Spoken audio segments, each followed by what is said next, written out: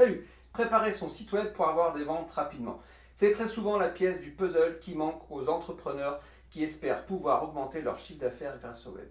Et ça me fout un peu les boules parce qu'il y a plein de choses qui m'énervent. Mais je vous en parle dans quelques instants, donc si vous voulez me calmer, abonnez-vous à la chaîne, c'est gratuit, ça fait toujours plaisir.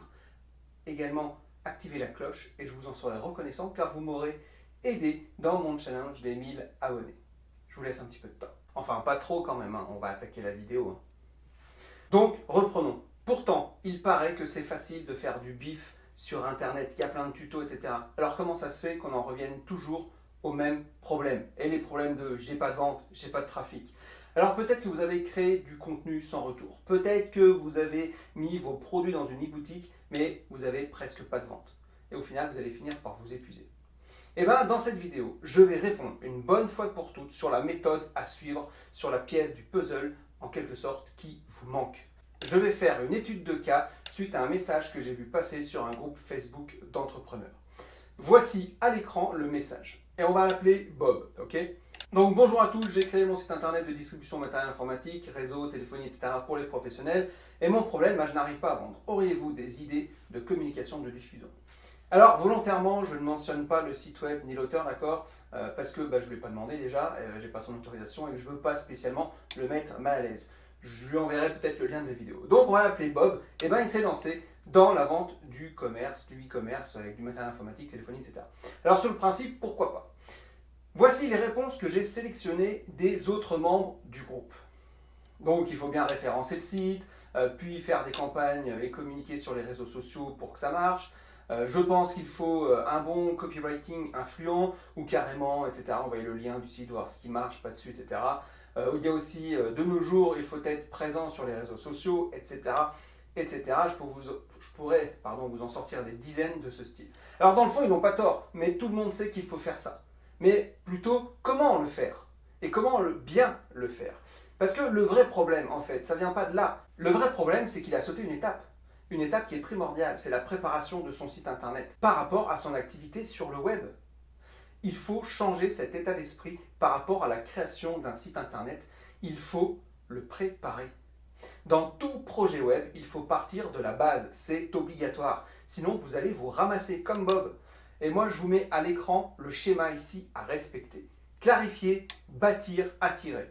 Et on pourrait ensuite, à la fin, rajouter fidéliser.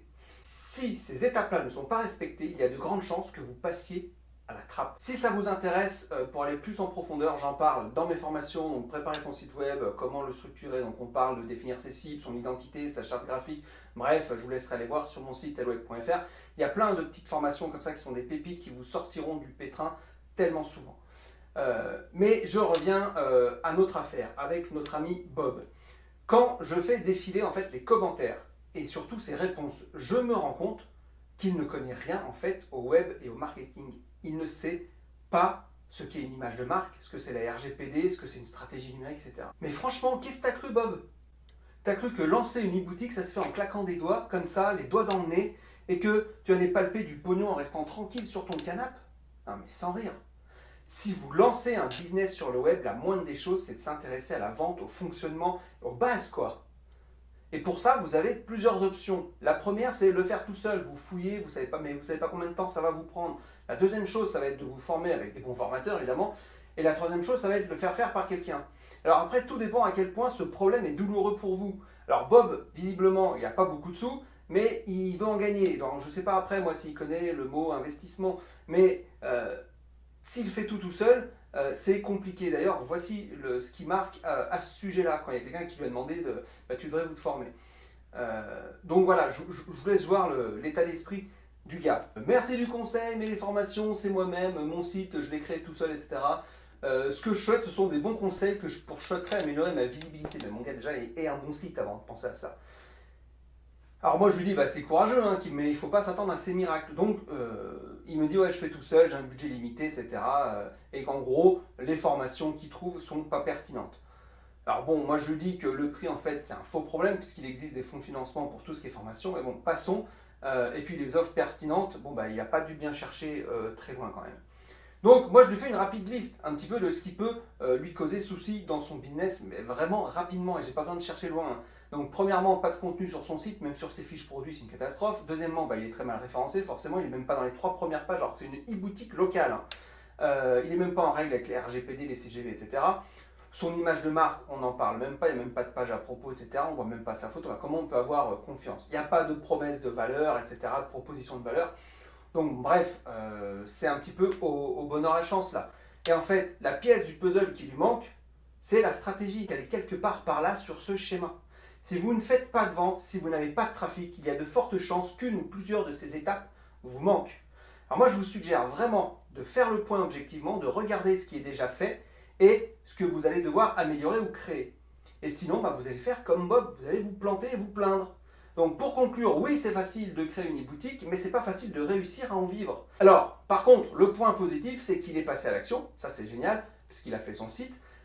Et j'encourage toujours de passer à l'action, car des personnes en fait qui attendent le projet parfait pour se lancer et qui attendent toujours encore, il y en a dans tous les pays, ok.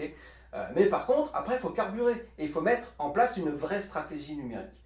Alors, j'en parle dans plusieurs vidéos et je vous mets tout ça en lien quelque part dans la description ou dans les fiches. Mais voilà, ça c'était mon coup de gueule. Ça m'énerve en fait de toujours voir les mêmes messages.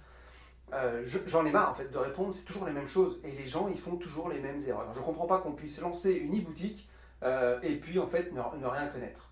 Enfin bref, voilà, mon coup de gueule est passé. Mettez bien en place, ayez ce schéma en tête, téléchargez-le, j'en sais rien, je vais peut-être le mettre à télécharger, comme ça vous l'aurez. Dans le kit de démarrage pour le web, il y a le schéma, donc n'hésitez pas à le télécharger et puis regardez ce qui vous manque ou ce qui vous devez créer, ok?